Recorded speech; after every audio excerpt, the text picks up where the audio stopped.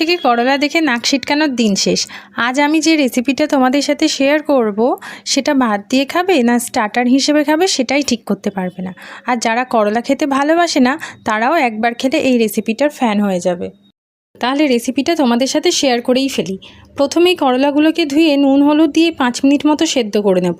করলাগুলো সেদ্ধ হয়ে গেলে তুলে নিয়ে করলার পেট কেটে সমস্ত বীজগুলো বের করে নিতে হবে। এখন পুর বানানোর জন্য প্যানে অল্প তেল দিয়ে দেব কেটে রাখা পেঁয়াজ, কাঁচা লঙ্কা, স্বাদ মতো নুন, গ্রেট করে রাখা আদা, রসুন, হলুদ গুঁড়ো, ধনে গুঁড়ো, জিরে গুঁড়ো, আর দিয়ে দেব হাফ বাটি ছোট করে কেটে রাখা চিংড়ি মাছ আর টমেটো কুচি। এবার সমস্ত উপকরণগুলো ভালো করে সেদ্ধ হয়ে গেলে অল্প ধনেপাতা দিয়ে নামিয়ে নিতে হবে। এখন প্রত্যেকটি করলার মধ্যে ভালো করে পুর ভরে 10 থেকে 15 মিনিট কড়া করে ভেজে নিলেই রেডি হয়ে যাবে দারুণ স্বাদের পুর ভরা করলা।